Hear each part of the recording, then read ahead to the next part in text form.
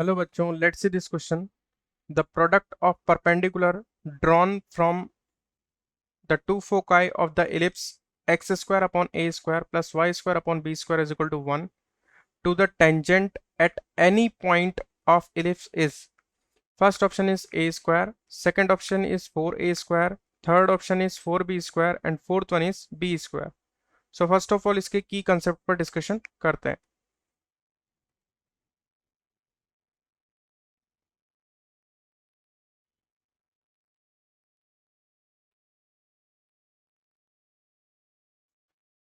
सो यहाँ पर हमें गिवन इलिप्स है x square upon a square plus y square upon b square is equal to 1। So हम अगर इसको ड्रॉ करते हैं,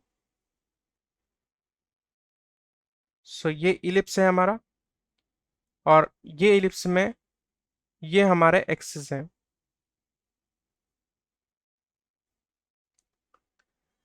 सो यहाँ पर बोला है product of perpendicular drawn from the two foci of ellipse to the tangent at any point of the ellipse. So ellipse के ऊपर कोई भी एक पॉइंट अगर मैं कंसिडर कर लेता हूं, मान लीजिए यहाँ पर एक पॉइंट है, इस पॉइंट पर अगर मैं टेंजेंट ड्रॉ करता हूं तो ये टेंजेंट कुछ इस तरीके से होगी।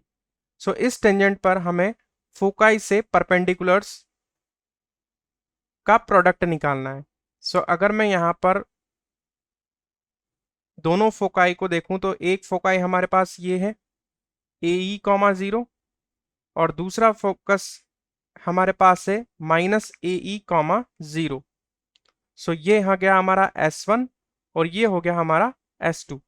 सो S1 और S2 से हम इस टेंजेंट पर परपेंडिकुलर ड्रॉ करते हैं। सो यहां पर हमने एक परपेंडिकुलर डाल दिया, इसे नाम दे दिया P, और यहाँ S2 से जब हमने परपेंडिकुलर डाला, सो ये परपेंडिकुलर है और इसे हमने नाम दे दिया Q। सो अब हम क्या करेंगे, अब हम इक्वेशन ऑफ टेंजेंट निकालेंगे स्लोप फॉर्म में,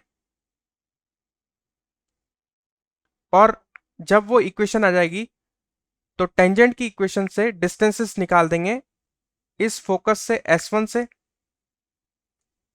परपेंडिकुलर डिस्टेंस का फॉर्मूला लगा के S1P निकल जाएगा और इसी तरीके से S2P निकल जाए, S2Q निकल जाएगा। सो ये जो डिस्टेंस है इनका हम कर देंगे प्रोडक्ट। सो इस तरीके से इसका सॉल्यूशन करेंगे। अब आ जाते हैं इसके सॉल्यूशन पर।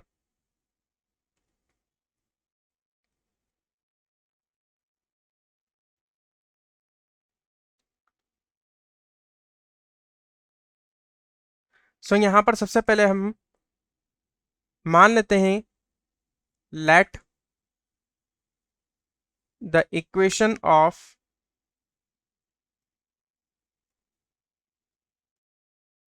Tangent in slope form. Slope form में हम टेंजेंट की इक्वेशन मान लेते हैं y is equal to M X plus minus under root of A square M square plus B square. So ये टेंजेंट की इक्वेशन होती है।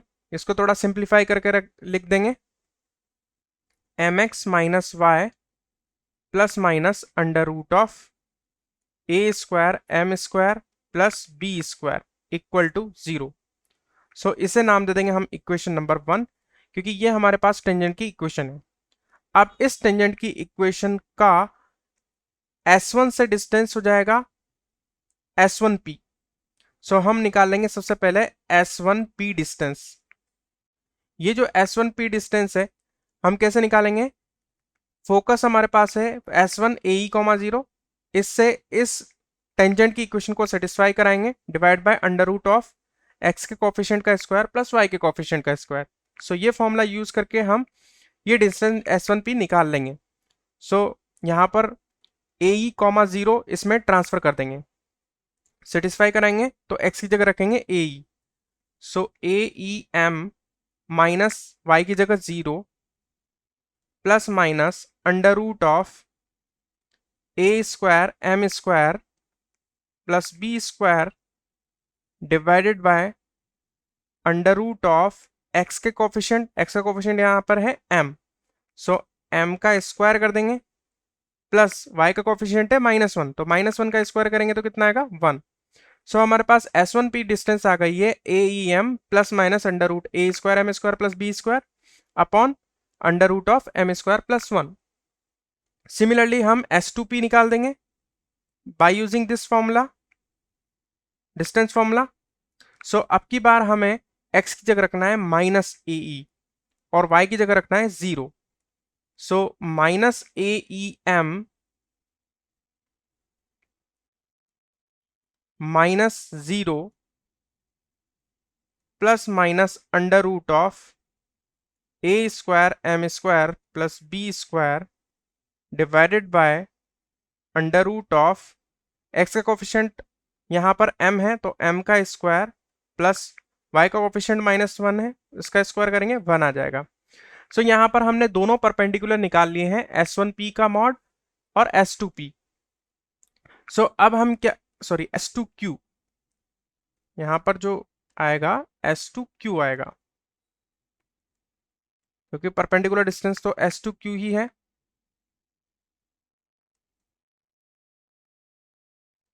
सो यहाँ पर S1P और S2Q दोनों हमने निकाल लिए हैं। अब इनका क्या करेंगे, हम प्रोडक्ट करेंगे according to question. So product of perpendiculars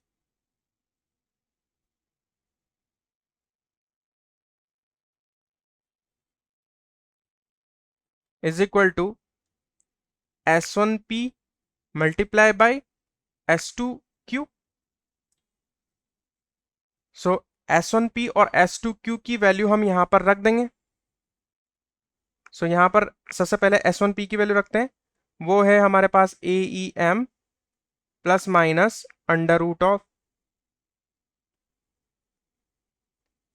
A square M square plus B square upon under root of M square plus 1। इसका मल्टीप्लीकेशन कर देंगे हम -AEM plus minus under root of A square M square plus B square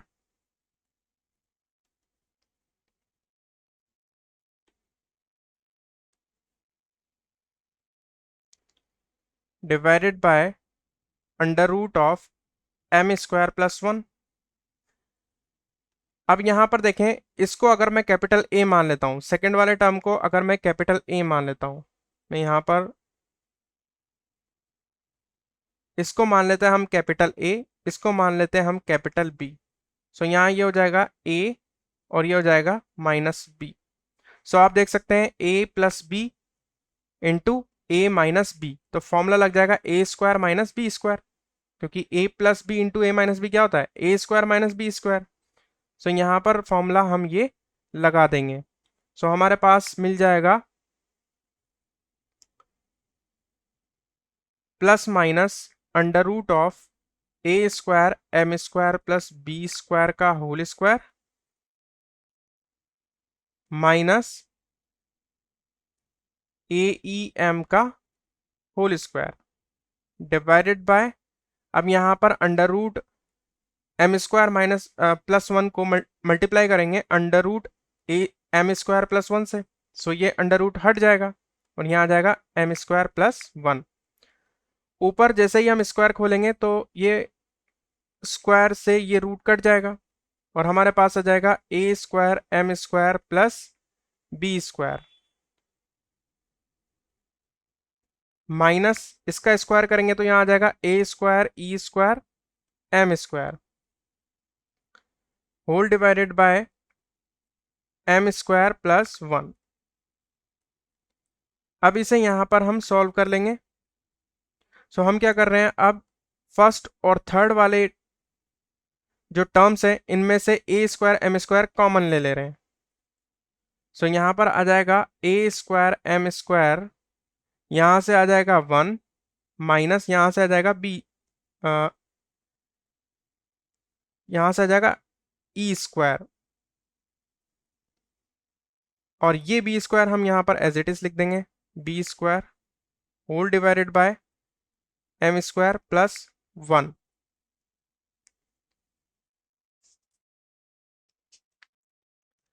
now अब हम यहां पर जानते हैं, we know that b square upon a square is equal to 1 - e²। Eccentricity का फॉर्मूला यही होता है। सो यहां पर अगर मैं बी स्क्वायर की वैल्यू देखूं तो हम लिख सकते हैं ए स्क्वायर 1 - e²। सो अब आप यहां पर देख सकते हैं, यहां पर आप देख सकते हैं कि ए स्क्वायर इंटू 1 - e², इसकी जगह मैं लिख सकता हूं बी स्क्वायर। सो यहां पर हम लिख देंगे b square M square plus B square whole divided by M square plus 1। ऊपर से मैं बी स्क्वायर कॉमन ले लूंगा, सो यहां पर बच जाएगा एम स्क्वायर प्लस 1 अपॉन नीचे भी है हमारे पास एम स्क्वायर प्लस 1, ये कैंसिल आउट हो जाएगा और फाइनली जो प्रोडक्ट आएगा वो आ जाएगा b square. So final answer is b square. So product of perpendicular is b square. So option D is correct. I hope you will understand it well. Best of luck.